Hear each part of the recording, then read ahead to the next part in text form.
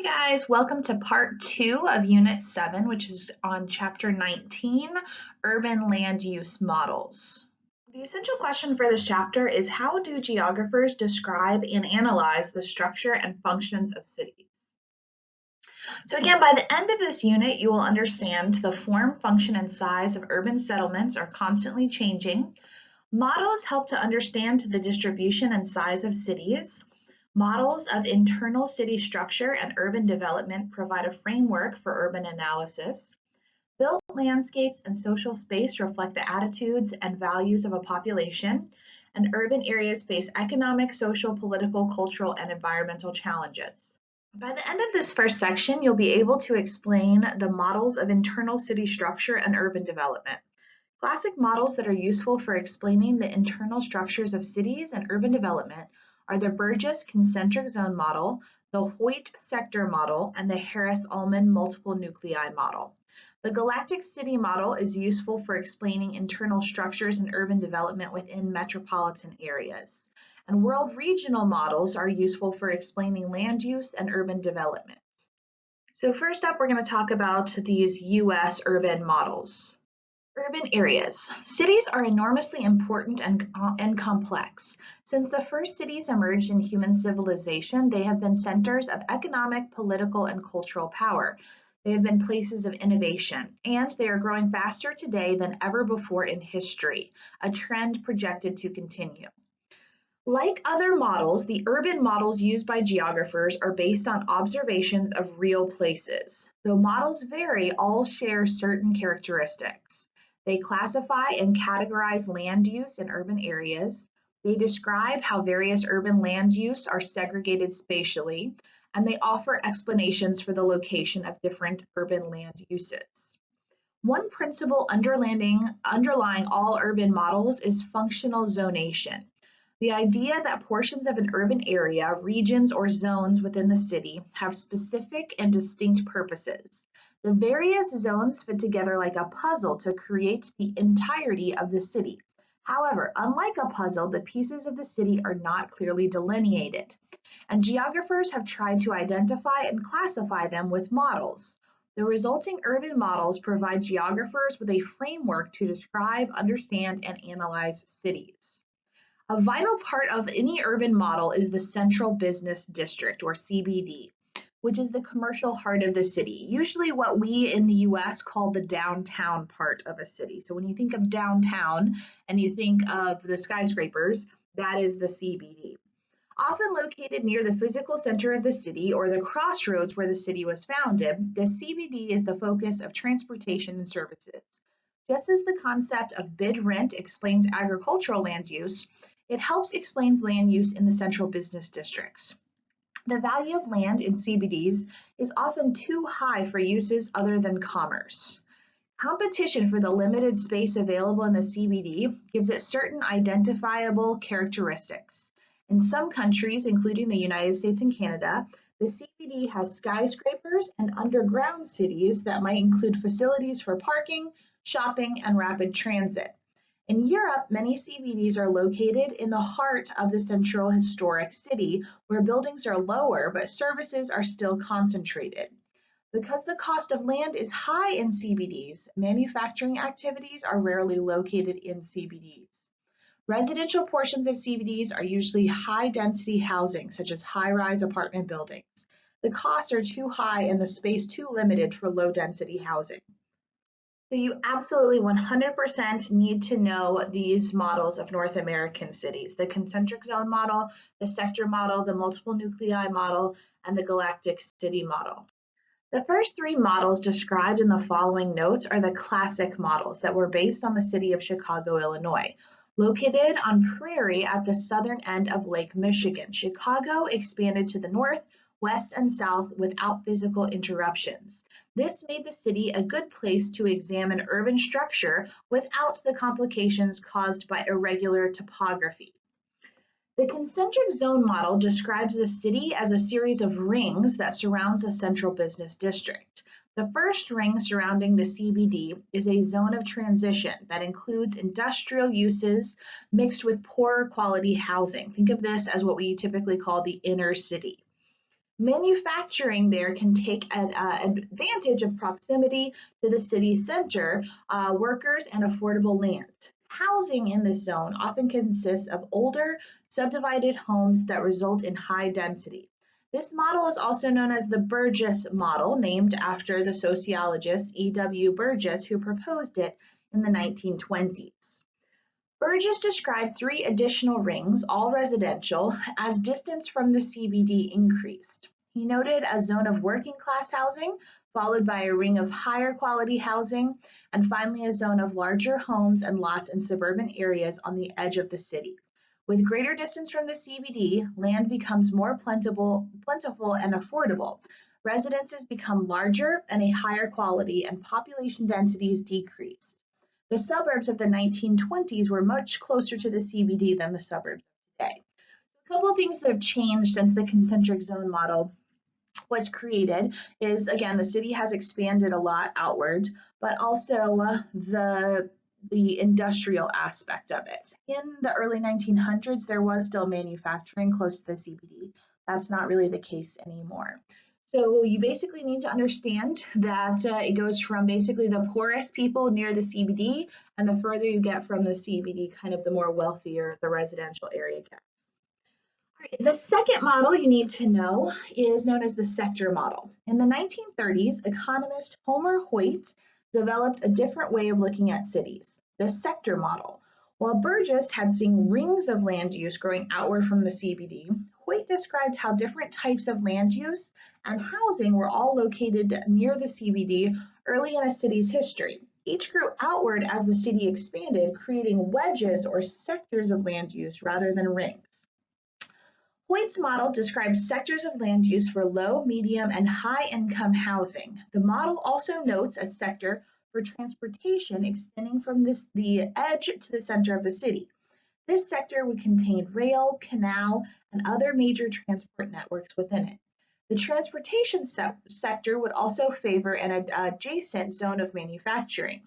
The model places the sectors for the low-income, lower-quality housing next to these industrial and transportation zones, and it places high-income residences extending in a wedge away from these zones along wide, tree-lined boulevards or on higher ground. The third model, again based on the city of Chicago, was developed by geographers Chauncey Harris and Edward Ullman and is known as the multiple nuclei model. And they did this by studying changes in cities in the 1940s. So this model suggested that functional zonation occurred around multiple centers or nodes. So it's not just the CBD that dictates where things are. The characteristics of each node either attracted or repelled certain types of activities. The result was a city that consisted of a patchwork of land use, each with its own center or nucleus. In the multiple nuclei model, the CBD and related functions continue to exist, but were joined by smaller business districts that emerged in the suburbs. A zone of industry could be in a variety of locations, including the traditional CBD or port, or it could move to new outlying locations near an airport or other transportation junction. This industrial zone would attract related industries and an area of higher density housing. A university or a business park might attract nearby residences, restaurants, theaters, and other amenities. As a result, people might create a district of student housing or high-quality homes nearby. The peripheral model, a variant of the multiple nuclei model, describes suburban neighborhoods surrounding an inner city and served by nodes of commercial activity along a ring road or beltway. And in fact, Atlanta is a perfect example of that peripheral model, with 285 being that ring road or beltway and lots of these edge cities that pop up along it. So this model's name derives from the role of those service nodes with their related suburbs that develop on the periphery of the original city. Finally, the galactic city model. Beginning in the 1950s, suburban growth in the United States skyrocketed as governments built highways that improved transportation in and out of cities and subsidized the purchase of houses. These developments and a close study of Detroit prompted Chauncey Harris to create the galactic city model, describing the spread of U.S. cities outward from the CBD to the suburbs, leaving a declining inner city. As suburbs grew, some of the functions of the CBD began to appear in them. At key locations along transportation routes, many downtowns of hotels, malls, restaurants, and office complexes emerged. Modern geographers have dubbed these nodes edge cities. Edge cities are nodes of economic activity that have developed in the periphery of large cities. They usually have tall office buildings, a concentration of retail shops, relatively few residences, and are located at the junction of major transportation routes. Buckhead would be a good example of that. So now we're going to cover some models outside of the US, including Latin American model, European, African, Middle Eastern and Islamic, and Southeast Asian. Geographers have also developed models to describe cities outside of North America. Ring sectors and multiple nuclei can be found in these models, along with some additional elements. But the models share the same basic characteristics of North American models, that of functional zonation. All right, first up, we're going to talk about the Latin American city model, also known as the Griffin-Ford model. It places a two-part CBD at the center of the city, a traditional market center adjacent to a modern high-rise center. The most desirable housing in the city is located there, adjacent to the developed center of the city. So this is kind of the opposite of the North American models, where the wealthiest people lived in the suburbs. Here in the Latin American models, and basically all of the other world regional models, we're going to see the wealthiest people live closest to the CBD. This high-quality housing extends outward from the urban core, accompanied by a commercial spine of development. Theaters, restaurants, parks, and other amenities are also located along this spine or corridor, which ends in a growing secondary sector. In the model, the secondary center is identified as a mall. In contrast to the concentric zone model of North America, as distance increases from the center of Latin American cities, the quality of housing decreases. Public transportation, the urban water supply, and access to electricity all decrease away from the center, sometimes disappearing altogether. The outer ring of the city, the perfecto, is characterized by poverty, lack of infrastructure, and areas of poorly built housing known as shanty towns. Often the residents of shanty towns are recent migrants to the commercial spine and middle class neighborhoods. Many Latin American cities also contain favelas, which is what they're called in Brazil, or barrios, which is what they're called in Mexico. Most favelas are in the disamenity zones, areas not connected to city services and under the control of drug lords and gangs. Disamenity zones are often in physically unsafe locations, such as on ravines or steep, unstable mountain slopes. So these are basically the names of slums or squatter settlements, meaning kind of these illegal neighborhoods where the poorest people in the city live. Many of today's cities in Europe are descendants of medieval and pre-industrial cities. City walls, which have been built for protection before the wide use of gunpowder weapons, restrained growth. These cities grew very slowly for centuries with little planning. The result is a dense mix of commercial and residential land with narrow, winding streets. Distinct land use zones are hard to find in the core areas of these cities. Later, urban renovations cut through areas to produce elegant, wide boulevards with high-quality housing and shops. Central business districts in Europe differ in important ways from those in North America. Attempting to preserve the historic character of their urban cores, city leaders have limited new construction and restricted the height of buildings. Often, former palace grounds have been transformed into large urban parks. European CBDs also have many more residents living in relatively low-rise apartment buildings. As a result of the larger population living downtown, commercial uses go beyond those in North America by including many more small businesses such as vegetable markets, bakeries, and butcher shops.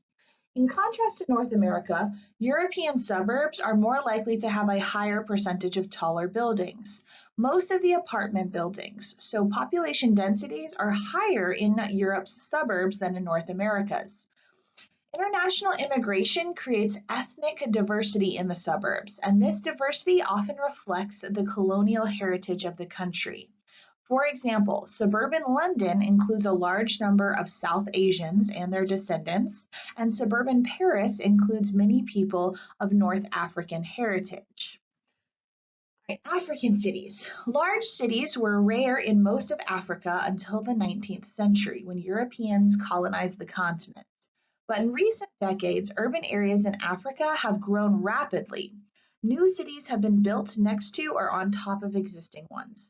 These new cities can include several identifiable regions. The traditional CBD, which existed before European colonization, has small shops clustered along narrow, twisting streets. It includes the formal economy permanent stores that hire workers with full-time jobs at set wages and that comply with local regulations. The colonial CBD has broad, straight avenues and large homes, parks, and administrative centers.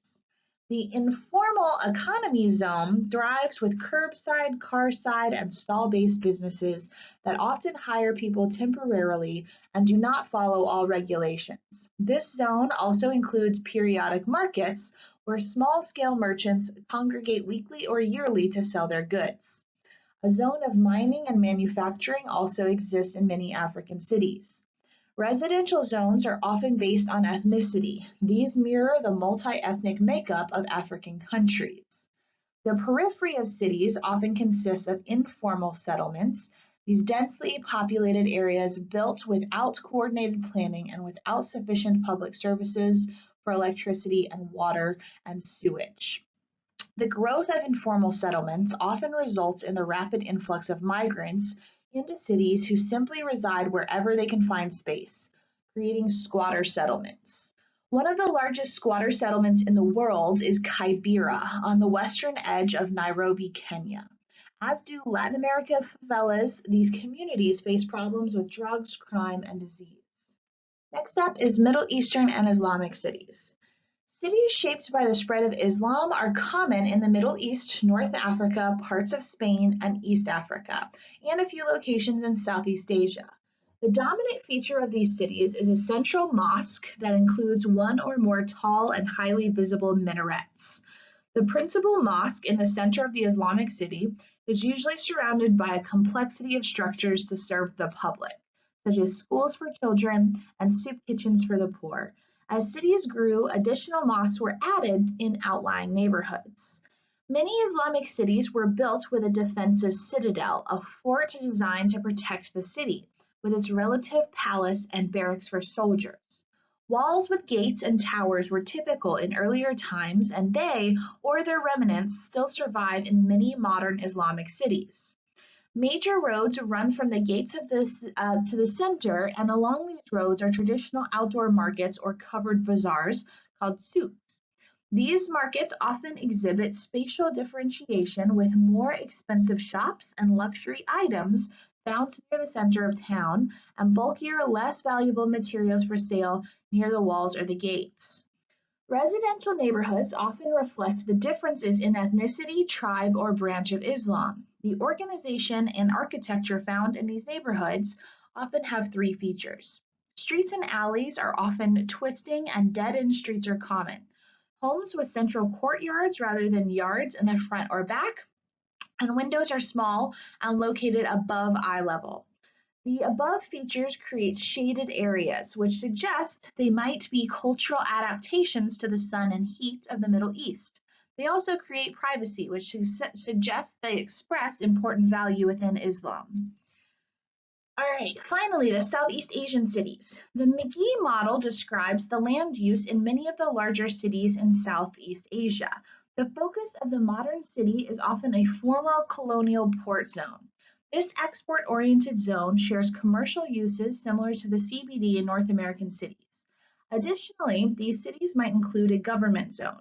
And the city is a national or regional capital. It might have a commercial zone dominated by foreign merchants and ambassadors. A belt of market gardening surrounds and supplies the typical Southeast Asian city. Cities of Southeast Asia have a history of Chinese immigration and commercial interest that dates back a few centuries. As a result of this immigration, many cities include a secondary commercial zone dominated by Chinese businesses. As the importance of industry in Southeast Asia has risen in the last few decades, industrial parks and regions of manufacturing have emerged on the periphery of some cities. By the end of this next section, you'll be able to analyze residential land use in terms of low, medium, and high density housing. Residential buildings and patterns of land use reflect a city's culture, technological capabilities, and cycles of development. So we're going to cover zoning ordinances, urban planning, residential zones, urban and suburban changes, and the suburbanization of business. People want to use land in ways that can conflict. For example, most homeowners want a place that is quiet at night so they can sleep. However, a factory owner might want to continue production, which can be noisy around the clock. To balance competing desires, cities and counties and countries use zoning ordinances, regulations that define how property in specific geographic regions can be used. The three general zoning categories are residential, where people live, commercial, where people sell goods and services, and industrial, where people make things. Municipal governments use zoning ordinances as a tool of urban planning, a process of promoting growth and controlling change in land use. Zoning laws can result in a very clear land use segregation. However, not all cities have zoning ordinances, and many include some unzoned areas. Those areas of a city devoted to where people live rather than to commercial or industrial functions are residential zones. Ordinances for these zones often set limits on the density and size of houses in specific zones. For this reason, some residential neighborhoods contain only large homes on spacious lots, while other zones are comprised of smaller homes on smaller lots, and still others contain apartment buildings. Zoning can create various types of neighborhoods that appeal to people with various housing needs and lifestyles. However, it can also be used to prevent socioeconomic diversity or ethnic diversity in a neighborhood. In North America, residential areas surrounding the CBD are known as the inner city. This residential zone has the highest population density and is dominated by apartment buildings and townhomes. As one moves further from the inner city, population density declines along with the type and density of housing units. This variation is known as residential density gradient. Suburbs are often characterized by single-family detached houses. More than half of all Americans now live in the suburbs. Many suburbs are noticeably homogeneous in terms of housing size and style. However, in recent years, homeowners have been tearing down existing homes and building new ones that are much larger. These new homes, known as McMansions, do not always conform to the style of the older homes in the neighborhood. Neighborhoods undergo transformations over time as existing residents move out and new ones move in. Through a process known as filtering, houses pass from one social group to another. This usually occurs as the wealthiest residents move to new homes and people with less wealth move into the homes they leave. This creates a ripple effect down the social scale. The filter process might include the changing use of a house. For example, a home built for a single family might be subdivided for use by two or more families or replaced with apartments. Filtering can become most noticeable when a neighborhood that is an ethnic enclave changes from one group to another. The term invasion and succession refers to the process by which one social or ethnic group gradually replaces another through filtering. The rise of gated communities is another example of change in suburbs and occasionally in cities. These neighborhoods are planned in order to control access and aesthetics within the community.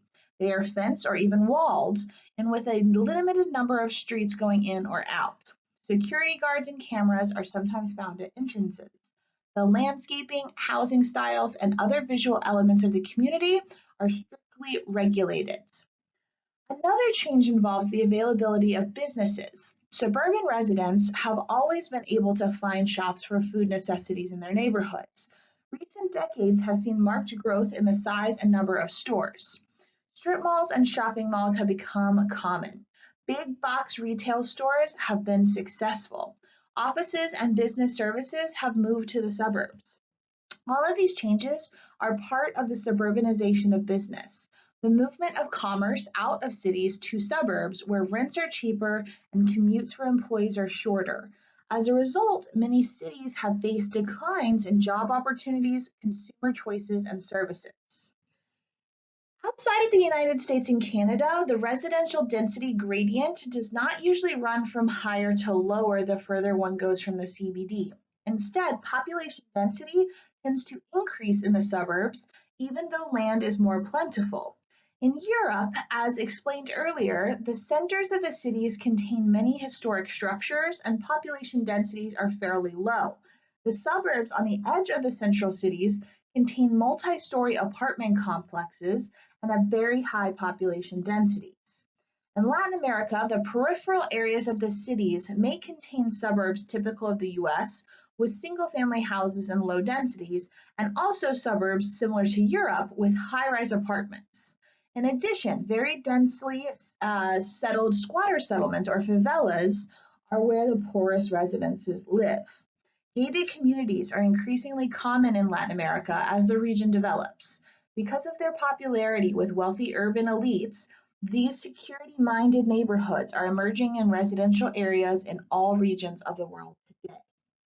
That ends it for chapter 19. We will finish up with our final chapter, which is on urban challenges, which is chapter 20.